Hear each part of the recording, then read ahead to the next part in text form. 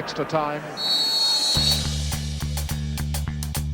Hello and welcome back to the Extra Time podcast. I'm your host today, Dougie Critchley. I'm joined by Patrick van Straaten and George Wright because, yes, you guessed it, it is that time of year. It is time for the Arsenal podcast on Extra Time. I'm pretty excited about this as a neutral, but I'm not sure how these guys are feeling. I mean, George, a little bit of a challenging start to the season. How are you? Before we get into it, how are you? Yeah, I'm pretty good. Feel a bit tired, but, you know, and Virgin Net were on a mad one this morning, so... You know, not the best of starts, but we move, as Sam Obsecki would say. Nice, keeping you on your toes. Pat, how are you feeling? Did you enjoy the Champions League last night? Something that Arsenal haven't been in for a few years. Good one. Yeah, like I didn't really watch it. I tuned into the goal show and I looked at all the games and I was like, this is maybe the worst lineup of Champions League games I've ever seen. And I turned it off again. You weren't tempted by Barcelona Bayern? No, like it's. Have you watched Barcelona recently? like we might as well play Bayern. Yeah, it was the gulf was absolutely enormous, as it has been between Arsenal and the top four as it stands. Jesus Christ! Yeah, no, they're already 7 points behind the top four. Oh they're also my 7 God. points behind Man United at the top of the table. So we wanted to talk about where Arsenal are, where they're going, etc. It's not a how to fix so much because obviously the transfer window only finished last month and Arsenal made a pretty big effort to try and fix themselves as it was. They spent £121 million net spend. Ben White, Odegaard, Ramsdale, Tomiyasu, Lokonga, Nuno Tavares. So basically I just wanted to ask you guys today, where do you think you are at the start of the season? George, let's kick off with you because the fixtures haven't been particularly kind to you. Yeah. I mean, the opening, there's a reason why Brentford-Arsenal was the first game of the season on a Friday night, because they knew what was going to happen. New stadium, massive crowd. There was like the whole COVID thing, like apparently it was minutes away from being cancelled, whatever. But obviously the Premier League could never allow that to happen on the opening day of the season. So they said, you know what, just play Balogun up front, who's never played senior football, and he got chucked around like he was on a clothesline in the wind. But there was no excuses not to win that game, really. And after that, you just knew we weren't going to beat Chelsea or Man City, who will probably be trying to win a treble this season, to be honest. So apart from that, you know, Norwich at home after that was pretty all right, but it was a rough start and there's no excuses for it, even despite not really having a full squad or ready. Do you know what I mean? But I don't know. It was hard to watch, especially when you go into the first home game of the season paying £90 to see Lukaku chuck Pablo Mari about as well. Yeah, that was a little bit troubling, I think. I mean, you make a very good point that you haven't had your sort of big players available really so far. I mean, Ben White's only played 2 games, Odegaard's played 2, Gabriel's played 1, Tomiyasu, obviously new signings, only played 62 minutes, Partey's only been fit to play 28 minutes. But Pat, did the manner of those defeats against Chelsea and Man City particularly sort of worry you about where Arsenal are going, or do you think they're more down to sort of situations? I don't think those really worry me about where Arsenal are going because realistically, like I kind of wrote those games off before they started. Like, I mean, I know what you're saying about the manner of them. The City one is a bit of a tough one because the City one, obviously, there's a red card. There's also weirdly that choke slam that was allowed, which I was just like, look, you know, like not even just like being an Arsenal fan, like come on, you can't just slap someone in the face during a game. It's not acceptable behaviour. It's not like it would have changed the result, but it was like, come on, like exactly. Even in the Brentford game, like when Leno was held for the second goal, like Leno's got to be a bit stronger, but that is just not a goal. Like it's just not allowed. Yeah, exactly. I mean, like you could definitely have some criticism. Like obviously in that situation, like Leno's job is to like suplex the defender out of the way and like make it clear that something's happening. But yeah, like it's stuff like that is a little bit annoying. I'd say the Chelsea one actually was particularly frustrating because I didn't think Chelsea were that good in the game. Like I really didn't. Yeah. Like I thought that some of their attackers were good, but when I looked at their defence, I thought that there was like quite a lot of space to be exploited. I thought people said Reece James had a great game and he didn't attack, but he was out of position pretty much the entire match in defence and probably should have given away a penalty. There were lots of times where the ball would go into like Smith Rowe and he was able to turn in the open field and run. And I thought this is actually something that Chelsea, you didn't see this amount of space for last season. So I don't necessarily mind when we lose to like, you know, Liverpool or City and they're just on another planet to us. What I mind is when there is an opportunity to exploit teams and we literally look like we have no idea how to do it. That to me is a fault of coaching, like, because it's not like Chelsea are going to go through the season unbeaten. Like, they'll lose some games, and often in those matches you just think, okay, there's something to be exploited here, there's something that we can get at, and it just seems like we don't really have a way of doing it. And also, I guess because there was such a problem with, like, you know, Tierney on the left-hand side, and Tierney was getting a lot of flack for leaving all this space, but he was trying to cover Mount, and then Reece James was there, and I was like, look, if a player is out of position 2 or 3 times, that's on the player. If a player is out of position for the entire match, that's probably on the manager. Yeah, he wasn't getting any help whatsoever. Exactly. Down that left-hand side. And so, like, that was a frustrating one. As for the Brentford game, I sort of don't mind it. Like, the Brentford game I thought was actually a pretty even match. Like, people were talking afterwards like we were absolutely battered. And I certainly didn't think we were the better side, but I didn't think we were that much worse. Like, I mean, they took advantage of their moments. The second goal probably shouldn't have stood. We didn't really create anything. But, like, what I will say as well about that and about the Norwich match is we had shots. And they weren't particularly good shots in the Brentford game, but we had, I think, 22 shots against Brentford with a very young team. We had 30 shots against Norwich. Well, last season, when we had these bad matches, we didn't even get shots, at all. Like, we would come out of these games with, like, 10 shots. And under Emery before that as well. Yeah, exactly. And so, look, is it great? No, but there is something there that you might be able to pin your hopes on if you want to. Well, when I was at the Norwich game as well, and there were so many chances created, and I'd rather have a scrappy 1-0 win where we're not convincing, as long as we're creating loads of chances.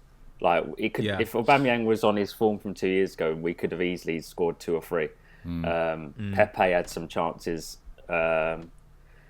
Saka probably had a pretty poor game, to be honest. He's not started the season well, but the thing with the Chelsea game was I actually didn't mind the Chelsea game as much, because I saw at least there was like some sort of effort, that like there was like some sort of like, I don't know, just even though the writing was on the wall really that we was going to lose, at least there was like some sort of effort in midfield and on the wings, chasing back, whatever.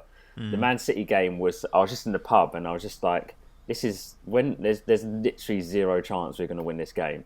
And we actually started off the best I've seen us start off against City. Yeah, first like 8-10 minutes is pretty good. We were pretty good. And then first goal happens, then you know what's going to happen. It's the fan, and we're going to do something stupid. A certain player is going to do something very stupid. And then after that, it was just abysmal. Like, there was just, we knew what was going to happen. It was like, can we just go home, please? Can the ref just end this as soon as possible? It was the same in the Chelsea game. I thought you started pretty well for the first 10-15 minutes. And I was like, oh, Arsenal look, you know, like they can match these guys for the opening half. And then it just slowly slipped away. And obviously, Pablo Mari got pretty much bullied by Lukaku. And the player quality eventually told. I mean, it wasn't your first choice defence. George, you mentioned there Nicola Pepe. And over the last few days, I've seen a lot of debate on Twitter about where he's at, etc. I personally am still a quite big fan of Nicola Pepe, but what do you make of Nicola Pepe, and what do you think are his chances this season of having another good year? Because last year was much improved. Yeah, I mean, the thing with Pepe is, in and around the box, he's great. He's a good finisher. He's got a nice clip ball in, but it's just everything apart from that is so frustrating to watch. Like, he's definitely improved under Mikel, like in terms of his ethic and work rate, because when he first arrived, he was not doing any running whatsoever. Now he's like a madman when he loses the ball. But there was we released like a bench cam video after the Norwich game, and there was one with Ben White.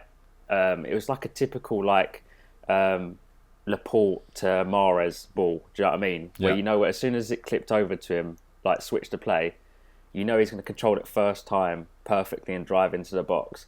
Pepe, he receives it, he takes a bad first touch, he takes about 4 seconds to get out his feet, and by the time that happens, all the Norwich players are in the box ready to defend. And Mikel was frustrated at that. I was probably about 5 rows behind him, frustrated at it as well. And it's just them little things where I don't think he's ever going to be a full package, and I don't think you can rely on someone like that for the whole season in the type of football we're going to play. So for me, like I think he's a good footballer, obviously because he scored 16 goals last season. But I just don't. I don't think I'd start him every week. I don't see how. I'd much rather have Aubameyang up front with Smith Rowe, Odegaard, and Saka behind him. Because you just know they're more technically secure, and they might not take risks and have like a enigmatic moment like Pepe is, where you can just cut inside. You have one moment magic, cut inside and put it top bins, but at least they're going to be more consistent in their game. There's going to be less technical flaws throughout the match, and I don't know. It's hard with Pepe because I can genuinely see a future where he's probably sold in the summer, but it's up to him. Like he's got chances like that against Norwich. He got an assist, but it was a bit fluky, wasn't it? I mean, he did like a roly-poly and it tapped across the Aubameyang. But he did have the good initial shot, to be fair. Yeah, like that's the thing with Pepe. When he's in the box, he's great. It's just outside it and he's a good dribbler as well, but taking his man on one-on-one sometimes really painful because sometimes you stand still and wait for the play to stop and like slows us down, and it's just. He's like just a frustrating player. Like Alexis Sanchez was a really frustrating player to watch in that regard. But obviously, Alexis Sanchez was like a world-class footballer, whereas Pepe doesn't really have that luxury, I don't think. Fair, interesting. I actually really like Nicola Pepe, but I can see that at times, like his work rate off the ball, and as you say, he does slow down play. I think it's a good observation as well. Okay, guys, we've sort of set the scene. We've got a few things off our chest. We've basically outlined that Arsenal, results-wise, you're probably 3 points behind where you'd expect to be at this stage of the season. It's not really a total disaster. But Pat, I want to know, what is your biggest problem with this current side? Maybe name a few. Yeah, that's an interesting one. I think a problem last season was that we weren't pressing. I really want to see that develop. I think that was a serious problem. I think when you have a lack of creativity in your side, one of the ways you can get around it, and I think Southampton have been a great example of this under Hasenhüttl, is you can press really high and create transition opportunities. And for a guy like Pepe especially, that would be a really good way to get the most out of him. But we weren't really doing that last season, and our defenders aren't good enough to sit in a deep block. So I just kind of felt like we were caught in between two things. Like there's this attitude of we are Arsenal, we're a big club, therefore we should have lots of possession and push up the field, but also we're not really capable of doing that. And it just felt like nothing was quite quite hanging together. The other thing that I've been thinking about recently, and maybe Tomiyasu and the return of Partey will help with this, but I think we've spent a lot of money this summer to kind of get physically weaker. I don't really like that. Like I like Ben White. I like a lot about him. He's a really good passer. He had some great moments against Norwich, and he's quick. But when he's playing in a back four and when Lokonga's in midfield, as much as I think Lokonga looks promising, we are weak. Like we are just physically weak through the middle. We just get bullied. And that is a little bit of a problem. Like there are enough players around in the world now that you can find somebody who can contribute for you at centre back who is also a physical specimen. Like for instance, William Saliba. Like you can find a central midfielder who is a promising passer who is also going to be capable of competing physically at the highest level. And like, yes, Lokonga is young and he may well develop into that, and Ben White will continue to get stronger as well. But I always feel with Arsenal like there's something missing from us. Like for a long time with Wenger, we didn't really have much pace if Walcott wasn't playing or the Ox was injured. Like then there was a period where like obviously here we didn't have much creativity, and then other times like we don't really have any strength, and it just feels like there's always some quite major element missing. I guess those are a couple of things. Like otherwise like I there are lots of reasons to feel more positive about Arsenal this season than I did last season. I feel more positive about the squad, certainly. But it's almost an unmanageably large question, Dukes. Like there are so many things that I'm just not really sure about. And the fact that we, I think, still get fixated as well on particular players and then go and overpay for them, I think is weird. Like we went and like paid 52 million for Ben White this summer. Like just because he was the guy we wanted. The same happened with Pepe. The same happened with Partey. And of those, Partey is the only one who doesn't really have a notable weakness. And Partey is Well, maybe his old. injuries, but he's a little bit old. Well, yeah, but he didn't have those when we signed him. True. I look at the fact that like someone like Andre Frank Zambo-Anguissa went to Napoli this summer with I think a 15 million euro option to buy on loan. Like, you're telling me that wouldn't have been worth doing? That's like zero risk. Like, there are just things like this where I think there are edges to be found, and I look at our transfer business and I like it, but we aren't finding those edges at all. Well, I think, having watched Upamecano absolutely dominate Barcelona last night, admittedly, Luke de Jong and Memphis Depay, not the... what a struggle that is. Yeah, Luke I mean, de Jong. Memphis Depay wasn't really paying off him, but yeah, Luke de Jong, I mean, he was signed for, £34 million? And obviously you can't compare that business with Ben White, but there are better deals or cheaper deals and better players available than Ben White for that price. I do, like you appreciate Ben White's qualities, but I'm kind of with you. I think as a direct comparison to David Luiz, who he's probably long-term replacing, having been released by the club, he's got very different physical attributes. I mean, George, I'm going to ask you the same question. A lot of people would be focusing in the sort of striker department as the next area that needs to be fixed with Arsenal. Would that be the sort of biggest problem for you, or is there something else? I think next season, like, obviously there was a clear strategy this summer to, like, because our squad, since when Arteta took over, was abysmal in every regard, really, wasn't it? Like, it was imbalanced, all the age profiles are wrong, everyone was massively overpaid, and now at least there's, like, a clear plan of, like, it's quite a young core we've got now. Like, the average age of the team against Norwich was 23 and a half. Wow. And so you'd imagine next summer, it depends on where we finish, really, because you'd expect us to sign a striker, because obviously Lacazette's out of contract. There's no chance he's going to get a contract renewal. Balogun is still clearly needs more senior football, as his game against Brentford was his first ever senior appearance. Brentford, did I say Brentford or Blackpool? Anyway, but next year I'd imagine we'd probably go after a striker who's just a bit older than the profile we targeted this summer. Mm-hmm. I have no idea who it's going to be, to be honest.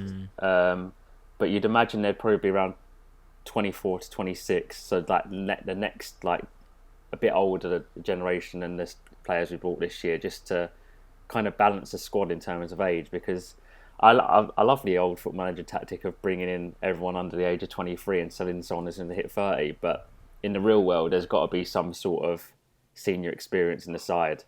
But I have no idea who that can be, really. Like, I think Lautaro Martinez talk was a bit weird, because I don't see any reason why he would currently leave Inter Milan. I know they got stripped of all their good players, but if he's going to be the talisman and get paid a healthy amount to stay in Italy, I reckon he would have done that anyway, until someone like Barcelona or Real Madrid came calling. He definitely wasn't go to us or Spurs, I don't think. But I have no idea who we're going to target. There's always been links with Alexander Isak, but he just signed a new contract and his release clause is like, 90 million euros now? Yeah, it's huge. I can't see us paying that. I literally have no idea who we can target. Absolutely zero clue. There's no one in the Premier League that I think we would target either.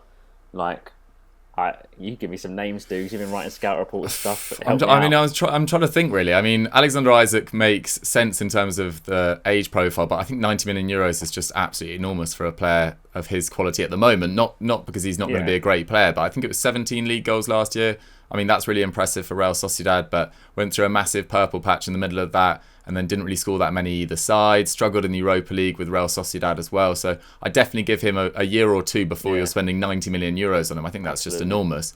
The player that always springs to mind for the likes of Spurs and Arsenal that are gettable in the Premier League is Dominic Calvert-Lewin, but he plays in such a different style to what you guys are trying to do, and I don't see you guys being a cross-heavy side. I actually think he probably might be one of the ideal targets. Yeah.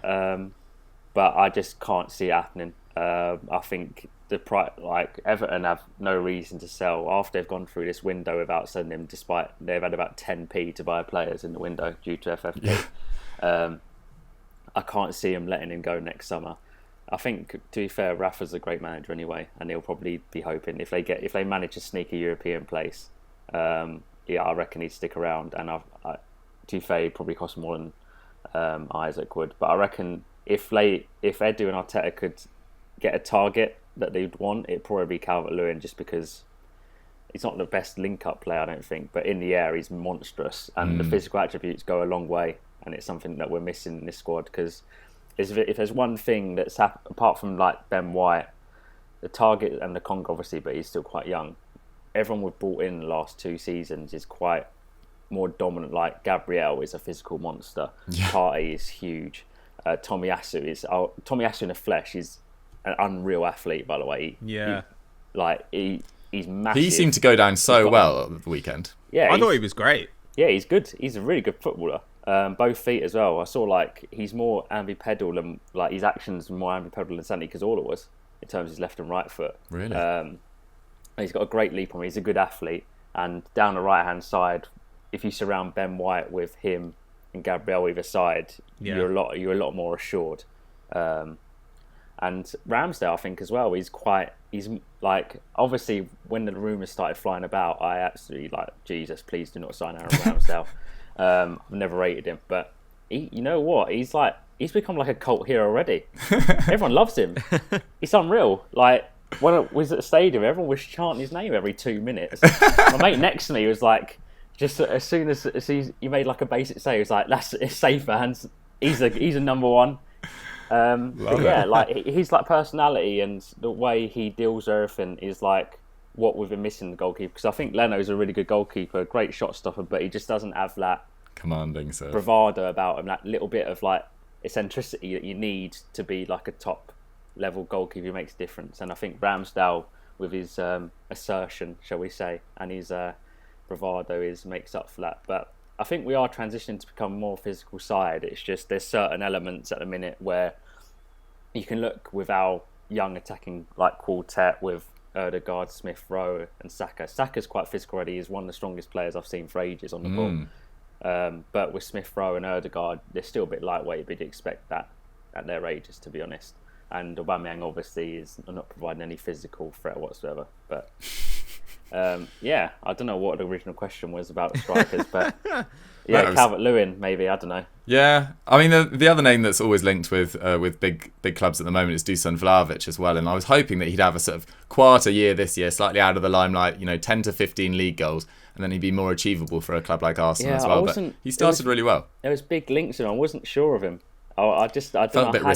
I had this feeling of Piontek. I just had this inner feeling of Piontek where he scores loads of penalties, and I just didn't know much about him, to be honest. So I was like, if we drop 50 million on this guy and he's just Piontek, we're screwed, because we can't sell him on like Milan did. Yeah. We have no chance selling anyone on for decent money. He'd only scored something like 6 goals in 40 Serie A games before December last year, and then just went on this crazy run towards the back end of last year. And to be fair, has started well at Fiorentina. Yeah, he is young. So very young. So we'll see what happens there. We'll see what happens, yeah. Okay, we've done biggest problem at Arsenal. Pat, I don't just want this to be a miserable therapy session. What do you love most about this current Arsenal side? I really love a lot of the players. Nice. Like I really do. Big KT at the back? Yeah, but I don't, I really like Gabriel. Like, I already like Tomiyasu. But really, I mean, I don't know how you look past the Hale End Kids. Like, it's like, that is, to me, I never really knew I cared, because like I'm not from North London. Like, I never knew that I would really like care so much about like like the kids playing for Arsenal, but I really do. I'm really invested. Like, Bukayo Saka, like, he's from Ealing. Like, it makes me happy. Like, I don't know, like, they're great players. They seem like good kids. Like, they're clearly smart kids, especially Saka, I think. Yeah. And they're just like, I can imagine them playing under Wenger. When I look at Saka and I look at Smith Rowe, like, it is like, the meme of like, you looking up to the heavens and there's like Wenger on a cloud. You're doing a great job, son. Yeah, exactly. That's how I feel. Like, I just look at those guys and I think this is actually like Arsene's legacy. Like, obviously, like, there are a lot of facets to his legacy, but this is what he did. Like, he gave us like a way of building young players, of turning young players into stars, and not just stars, but I think like impressive young people. And that's something that really makes me happy. And it's the same way that like I will like fight people over Ainsley Maitland-Niles. Like I love Ainsley Maitland-Niles, and I always have, and I still think there's like a really good player in there. So yeah, I don't know, that makes me happy. It really does. Yeah. And even like not just the Hale End Kids, but like Martinelli makes me excited. Martinelli has something special. Like I know that whenever he plays, like I know that like Joe like likes to go in the Football Daily like WhatsApp and start like talking shit, be like, oh, this bloke's made of paper, like he's nowhere near as good as Greenwood. Whoa. But like Martinelli does have that X factor. When you watch him, people are scared of Martinelli, and he has the intensity that you only see in, I think, really elite players. So if he can stay fit, he is someone who I think maybe the best case for Arsenal, you know, when it comes to a striker, is Martinelli turns into a superstar. But I think he's a winger for probably the next few years. Yeah, like with Martinelli, like it's kind of like the way. Do you remember when Barcelona, like Puyol and Pico, talking about they did not want to face Theo Walcott? Do you know what I mean? It's like that sort of like intense. Like you don't know what you're going to get really. Because, like, in terms of him, he's nowhere near the finished article by any means. Yeah. He's still quite tunnel visioned when he's on the ball. You know, because you know he wants to do one thing, and it's just drive. And sometimes that's not the best option. Like, there was an opportunity in the Brentford game where he could have released it and played Balogun through, but instead he tried driving. But I feel like he's been managed quite well since his injury. I felt like there was a lot of unfair criticism on Arteta about him, because last thing you want to do to someone like Martinelli, who's come off an 8-month knee injury, is rush him back. Do you know what I mean? Yeah. Especially the way he plays. Yeah, and I have to agree. Like the Hale End Kids, like Hale End is just 10 minutes down from mum and dad's house, so obviously I have like an affinity towards that. And seeing Saka blossom the way he has is remarkable. Like when he was playing for England, it was just like, I can't believe this kid has come from basically. No one in the football's heard of him 2 years ago to being in the Euro final. It was just like, wow, it was just like a really like nice moment to have, especially when he's like the only shining light in Arsenal in the last 2 years, apart from the FA Cup win, obviously.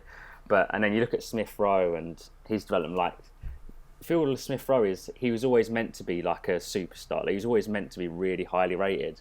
And when he started getting injuries a lot, you just thought, is this just going to go down the path of him on loan at Huddersfield? Is this going to be his level? But obviously Danny Cowley did a great job with him. And there's the thing with the Hale End Kids is there's a lot more to come. Like, you probably haven't heard of him, like Charlie Patino. The guy everyone's raving about on Twitter. He's like scouts. Yeah, he's special kid. I saw some highlights of him. He looked incredible. He looks like Jack Wilshere. Is what he looks like. The scouts say he's like the best ever talent to come through Hale End. Jesus, that's some burden on his shoulders. But, and there's like Amari as well, isn't there? And like Kidder Taylor Hart and like all those guys. And what's the kid Mika Biarritz, like the new striker from Fulham. Yeah. And what's the big striker called? I think we loaned him out this season. Nicolas Mola. Yeah, he's an absolute monster. He's so big. But like whenever I see Saka in a context that's not an Arsenal game, and even sometimes Arsenal games, I'm like, like Leonardo DiCaprio pointing at himself on the screen. That's what I'm like every time. I'm like, oh, it's him. Like, and every time I like nudge my wife, and I'm like, he's from Ealing, and she's like, yeah, I know. Like, how can you not love him?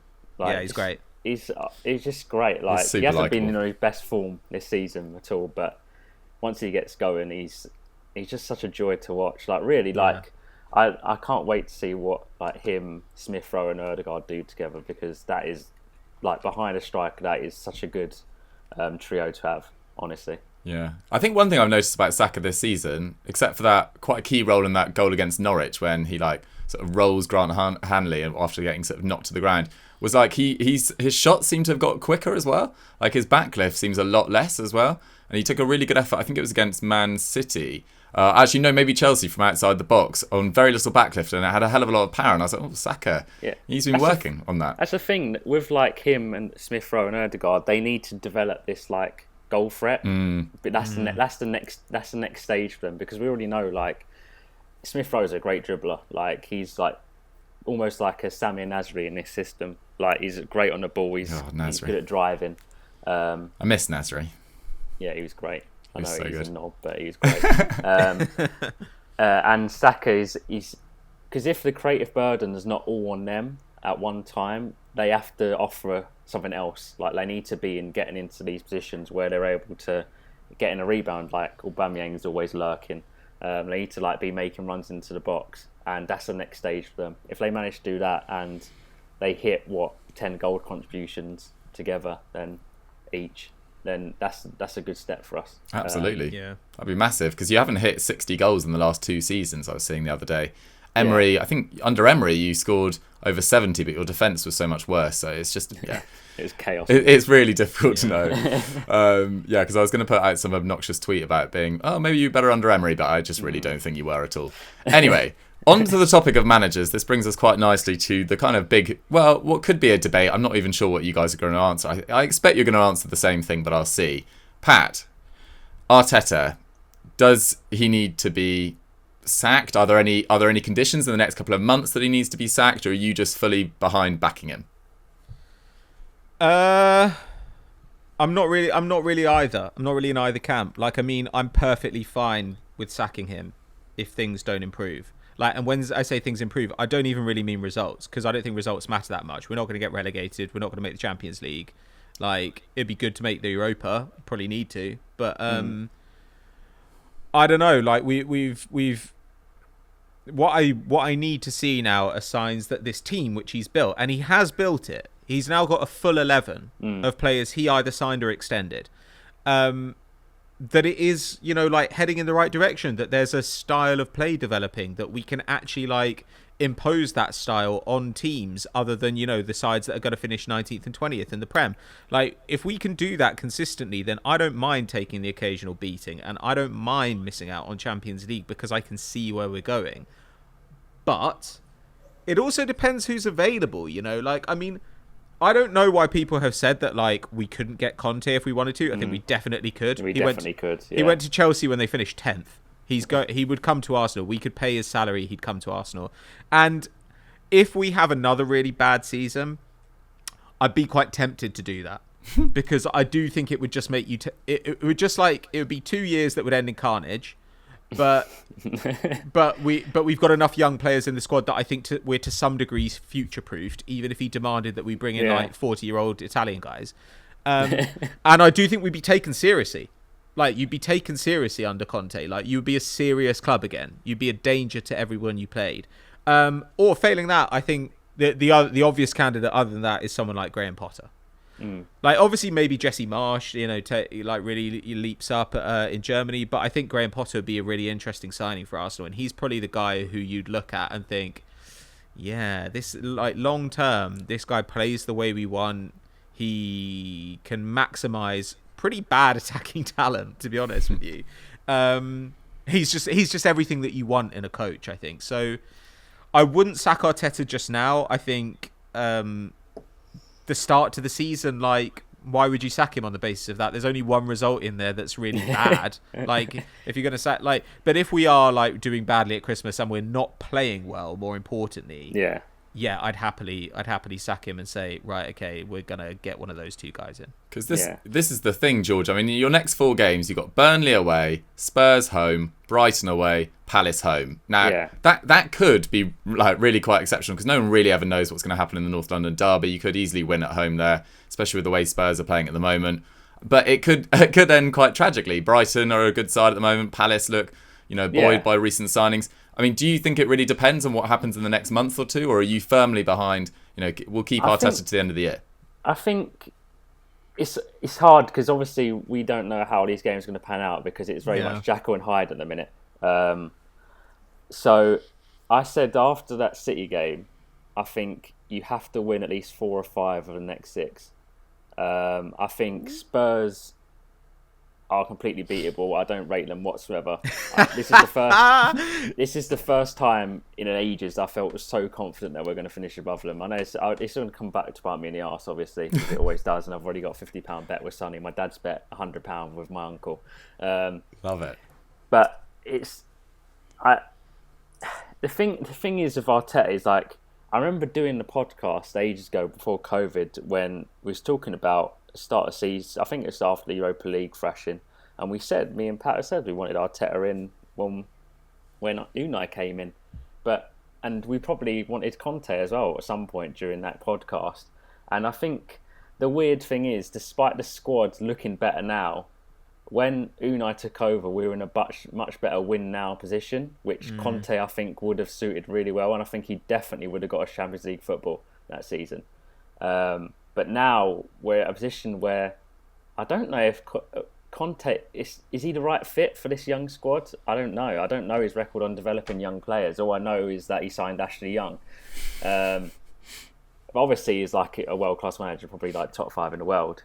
And obviously, you do a lot better than probably Mikel Arteta is doing. But do I think he's the fit now? No. Maybe in 2 or 3 years' time, when these players are starting to develop, and if he's still available, and Mikel's run his course, if he survives that long, maybe he'll come in. But I think the whole sacking a manager after 3 games is a bit bizarre, to be honest. Yeah.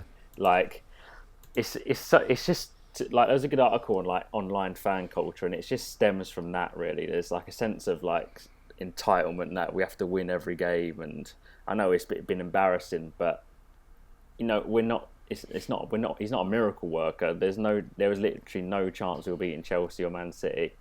And we said in the I think we did a podcast when he came in last year, Pato, or I don't know when it was, and we said, I remember saying like, we still haven't seen what his squad meant, what his setup is yet. Like I mentioned, Emile Smith-Rowe, we'll see that. I said it would be the Europa League, or we start to see it, and in the end, I guess that kind of came true after Christmas. Well, yeah, on the Chelsea game when Smith-Rowe started, and we had the number 10 for the first time since Ozil, he's probably not even good enough for a top Turkish team, really.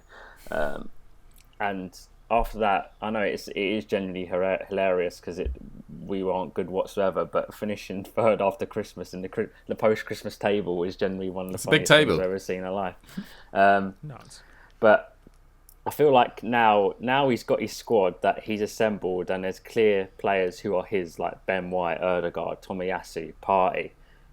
It'd be so stupid to sack him straight away. It would make no sense. Definitely. So if we're still performing poorly by Christmas or the second national break, then you've got to start to realise that, right, maybe we do need change, because this is going to go downhill very quickly. But the one thing I say is, I think he's the luckiest and unluckiest manager at the same time. I don't know how that's possible, but everything that's been thrown at him since he's joined has been mental. Like, COVID happened, he got COVID. What is it? Half the players, we got 5 players who ruled out COVID on the opening day of the season. Injuries been mental. We've had the worst squad assembled I've ever seen. We had overpaid players who weren't even registered because we couldn't shift them on, like Ozil, Mustafi, Socrates, who all on like over $100,000 a week, and we tried to sell Mustafi every window since he's brought in, but we couldn't.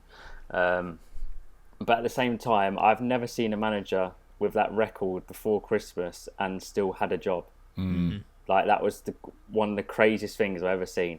But I guess the only way you do that is if you keep the dressing room, and somehow he's got the whole dressing room behind him. Maybe it's like the Pochettino effect, where he builds like some sort of like cult mentality amongst younger players, and they're fully bought into their system. But it's time for to bear the fruit of the project now.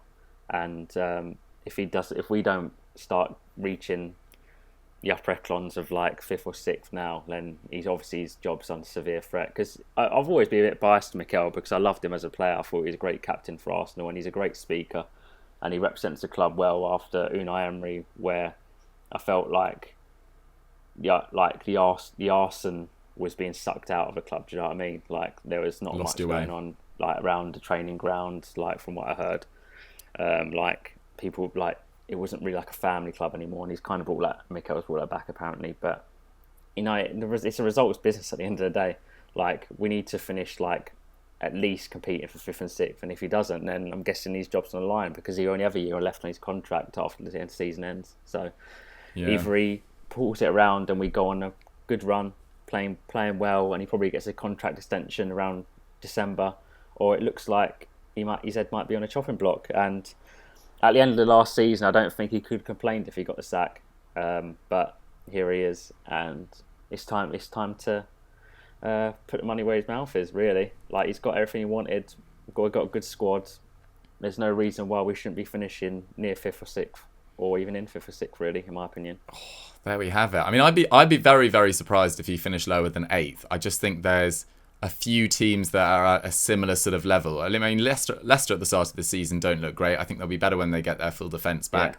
You know, Leeds have started really poorly, but I think they'll be in that bracket as well. West Ham, Spurs, they're the sort of sides that I see you guys competing with. And you could easily finish 8th, and I don't think it'd be a total disaster. But as Pat says, if there's some sort of style of play developing, if these young players are coming through, what I would say is if you did sack him, which I don't think you should do as a neutral, like whoever takes that on that squad, it's in a much better place, as you say. Yeah. There's a lot more to get excited about. The players are on sensible wages, as you say as well. It seems like a happier dressing room. Like, I think someone like a Ten Hag, a Brendan Rodgers, a Graham Potter, I think the first two are probably quite ambitious, but Graham Potter, why couldn't you get Graham Potter? Yeah. And if Arteta was to be sacked, like, I feel like we need to continue down this like young manager route, like, because we're not ready for the cherry on top of the cake yet. I don't think we're still not there.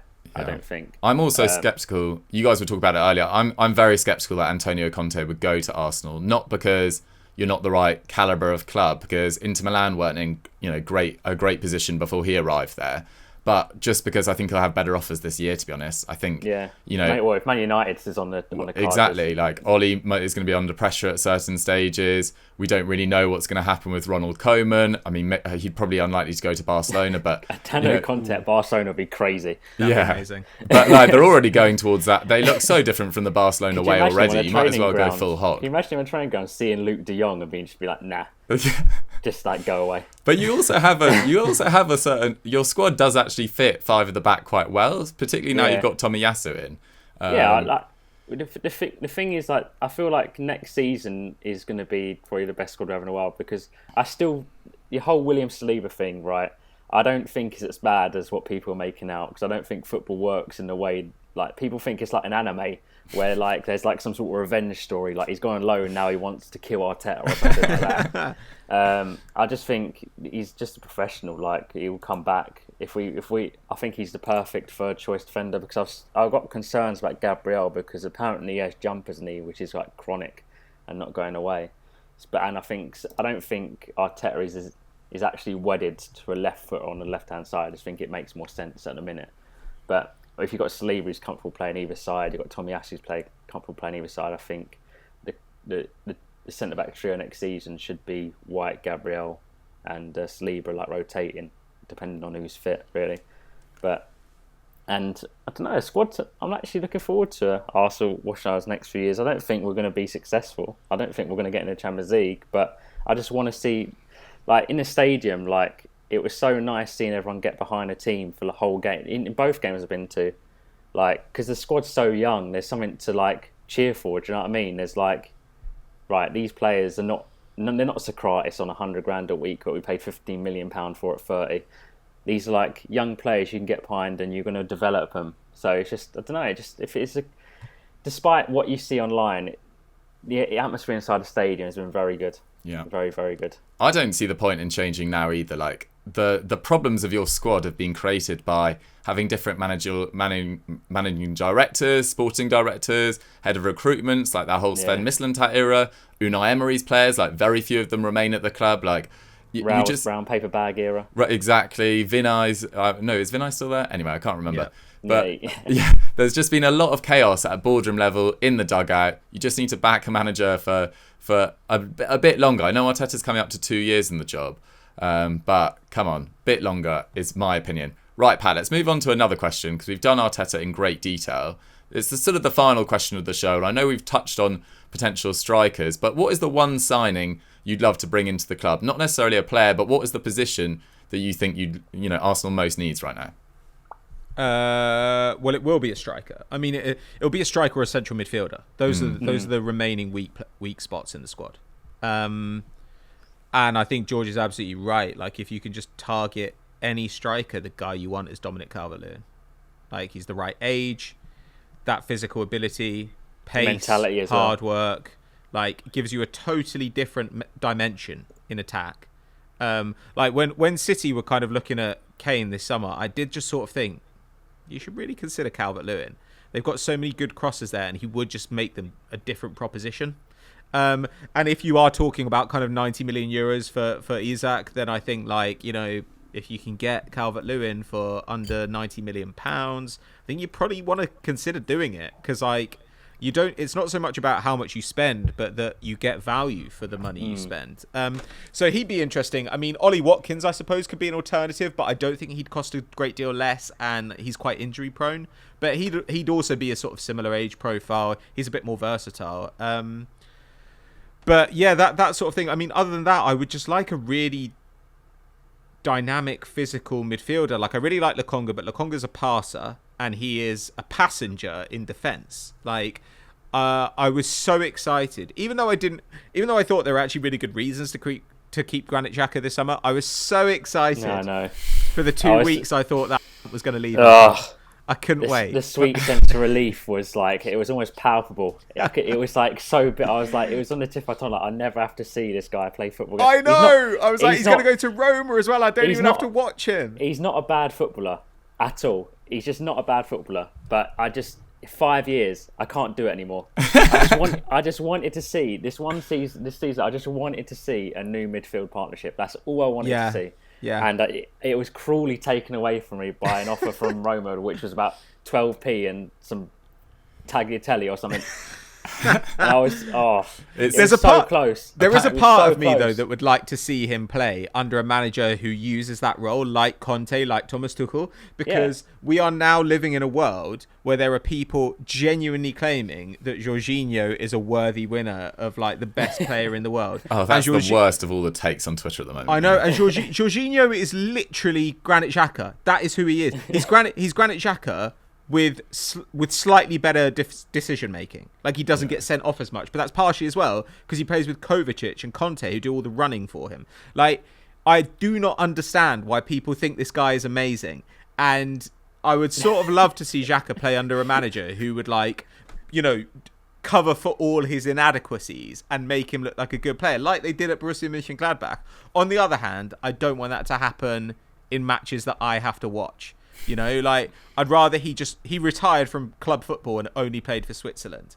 I just hate him. I just want him to leave. I have nothing against him as a footballer because he's a perfectly fine footballer. Like, particularly his passing. But he is so stupid. It's just, I don't even know if anyone else has in any other club in this world has got this, like, sort of problem where you're just bored of watching it. You're just so bored because you know exactly what's going to happen across the season. It's the same cycle every year. He looks good. Wow, this is a new corner. Maybe he's actually matured. And he does something stupid like try and chokeslam a Burnley defender or 2 foot some Man City bloke.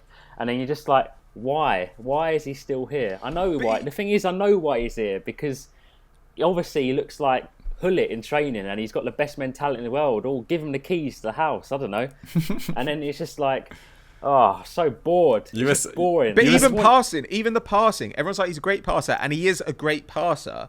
But when he's not playing amazing passes, he will play mental, like suicidal passes just across the centre of the pitch, which always get cut out because it's incredibly easy to predict what Granit Xhaka is about to do. Because it's like watching a ocean liner like throw itself into reverse. Like, it's so annoying.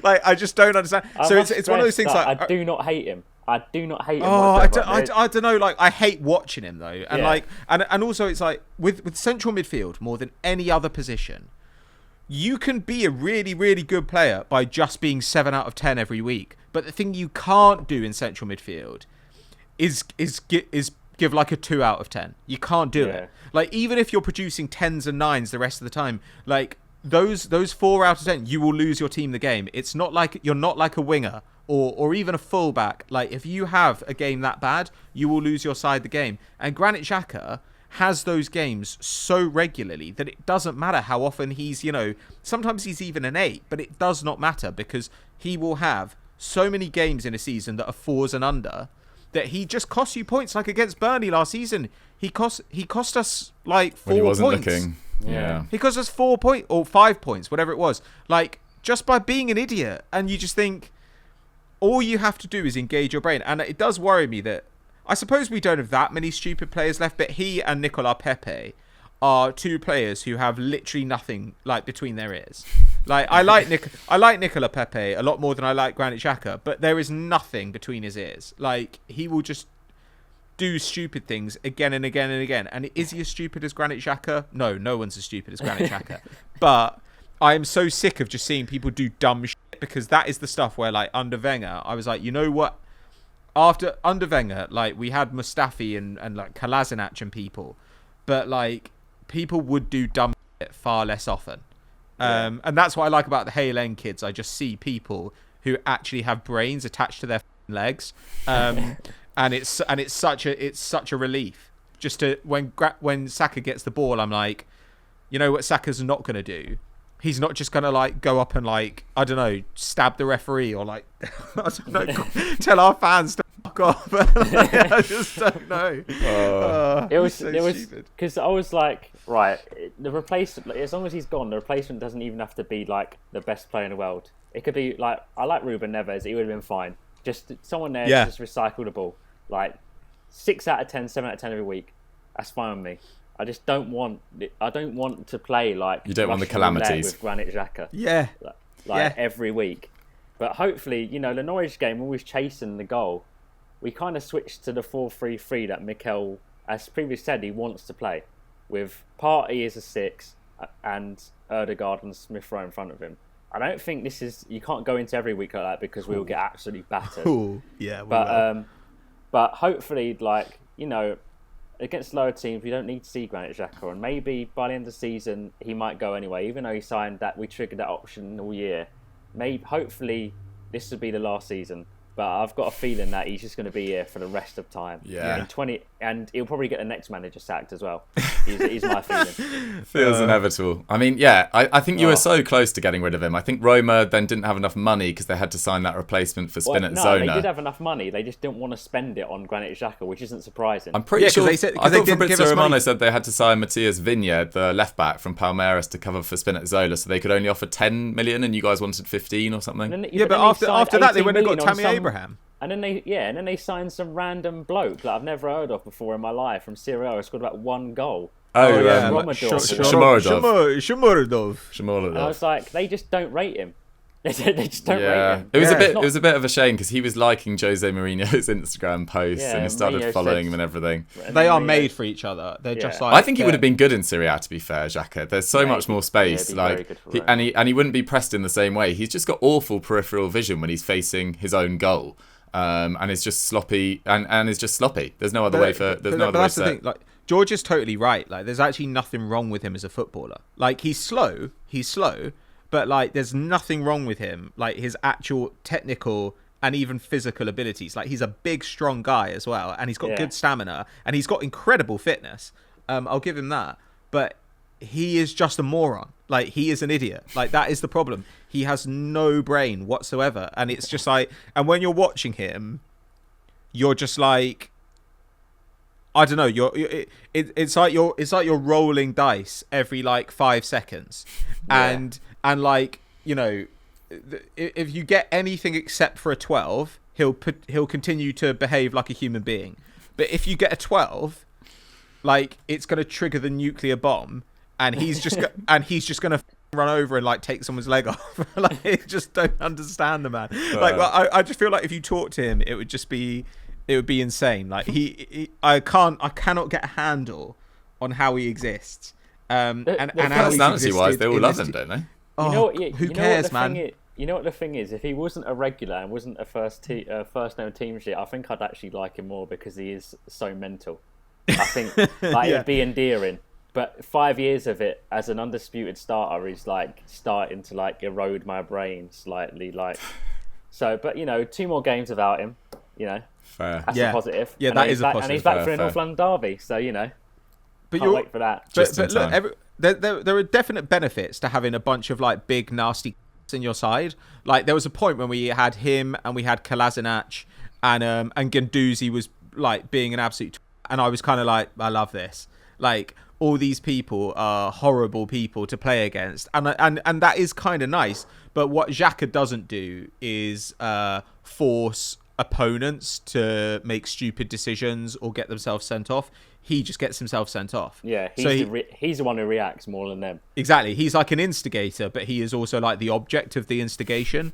So like Granit Xhaka... He's instigating himself against himself, basically. Yeah, he's like, you know the way people talk on Twitter about people making somebody up to get mad at? That is what Granit Xhaka does every 25 minutes in a football match. He's just like... he reacts to everything like Zidane in the World Cup final. And it's honestly just wearing Dougie. Like, I mean, you should just take him at Sunderland.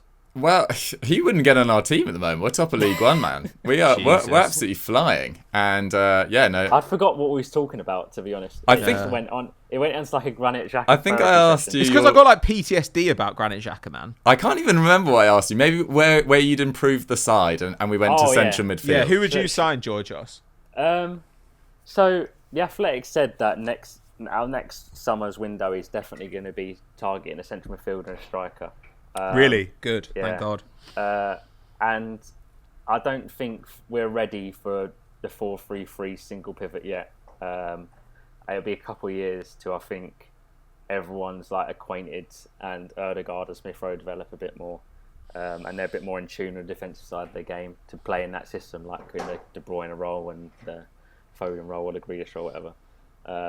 So I think Bruno Guimaraes, I don't know, is that if Guimaraes, yeah.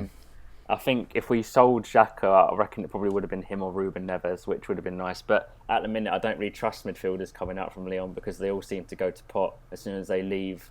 Or in our case, he didn't even leave, and I don't know what's happened to him. They were in selling for like 10 mil or something by the end of the window. They was desperate.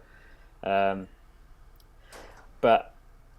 with the way the squad's going, a nice partner for Partey with Lokonga as backup would be really nice. I don't think you could ask more than that, really. There we have it.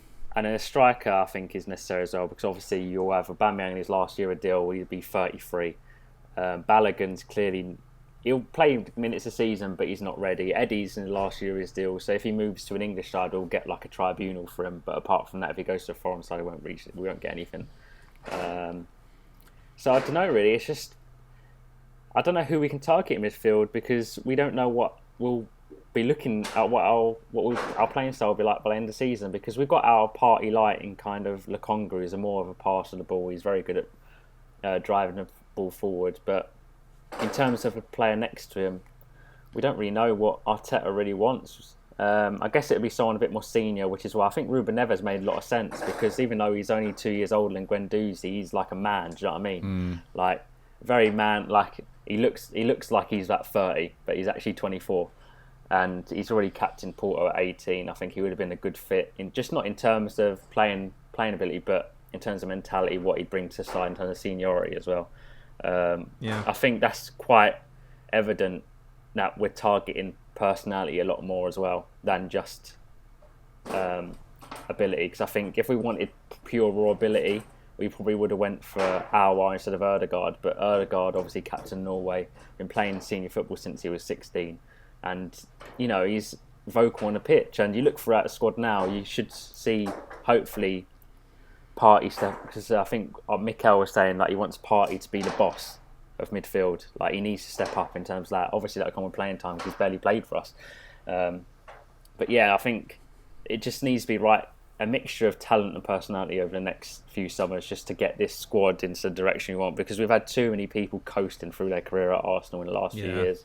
I mean, Socrates had that sort of Greek mentality, but as soon as his legs went and he had like 2 stumps of feet whenever he played the ball, that went out the window very quickly. Klasnach, a fighter, but not in the right way. Ozil was a bit gritty, but still a bit of a walkover, and he was coasting. Guendouzi was very immature. I rate Guendouzi as a player, but I don't think he's a big miss, to be honest. So it's just about the target and the personality, and that's why I come to like the Ramsdale signing, because you can see he's a bit wacky. You can see he can develop into like a player who, he's not going to take any shit. Like if he was playing against Brentford, against Pontus Jansson, he would be shoving him all over the place. He wouldn't be caught in the arm. But I think it's important. Like even though we have probably our worst ever start, surprisingly, I'm still quite optimistic for the future. Even though I don't think optimism doesn't mean winning a league or even finishing Champions League next 2 years. It's just about the squad we're building, having players who are pretty likeable, we can get behind, and just recruiting right. Really, I'm not really fussed about how much a player costs as long as they think he's right. And I think with Ben White, I was definitely an overpay, but I really like the player. I liked him since he was at Leeds, and I just think, you know what, if it comes to it, just pay it. Fair. Okay, I've been your therapist today, guys. We've covered literally everything, I think, with the current Arsenal team, whether they'd keep Arteta, their dislike of Granit Xhaka, or their frustrations with Granit Xhaka was quite a long segment, what they think of the new signings. It was like going to like a therapy session. Yeah, you guys are on those horizontal sofas, exactly. No, I dislike him now. I just can't stand it. And what you guys make of your new signings, your problems in your side, Aubameyang we've covered, Lokonga, Tomiyasu. I think this has been the sort of most thorough Arsenal podcast we've probably ever done. There might have been some bleeping in there as well, so I do apologise for that. I hope you got the main gist of what was said in that Xhaka section in particular. But guys, thank you so much for listening, and thank you for contributing, Pato and George. Yes, George? Where do you think we'll finish as a prediction? I predicted you'd finish, I think I said 7th at the start of the season, and I'm going to stick with 7th. And I wouldn't be surprised if it was 5th. I would be very surprised if it was lower than 8th. But that's the region. I think 5th to 7th is like probably the realistic target. Fair. I reckon it'll be, to be fair, it depends on the points really, because I reckon it might be a bit close like it was last year in terms of like just being 2 points away from Europa League football or Conference League football. Okay, so you're going 5th to 7th. I'm going 7th. Pat, what do you reckon just before we wrap up? I'll be optimistic and say 6th. But honestly, I just want us to score more goals. Yeah. Like, I think George is right. I think points will be tight, and like one thing either way could make the difference. But I would just like us to score a decent number of goals for the first time in a while. Love it. There we have it, guys. That's been the Arsenal sort of how to fix general situation, the therapy session. Hope you guys enjoyed it. Pat, what should they go and watch or listen to now if they've enjoyed this? I did a bit of a dive on and explained about West Ham, which I did find genuinely quite interesting because I wasn't quite sure why they are so good, but they are. So you can go and check that out. I think it was an FD Explained. Lovely. George, what have you been editing recently? Well, I'm editing everything really, but I think you should check out Snapchat. Zach, nice. Joe, Sam, all on Snapchat. Chris sometimes. Just type in Football Daily. We'll come up. Transfer Talk as well. And just catch us on there. Perfect. Thank you very much, guys. Thank you very much for listening. Please leave us a review, etc. Remember to subscribe to Football Daily Podcast if you're watching on YouTube. And leave us some comments about what you'd like to see us cover next time on Extra Time Podcast. And we'll catch you next time. Thanks, guys. Bye.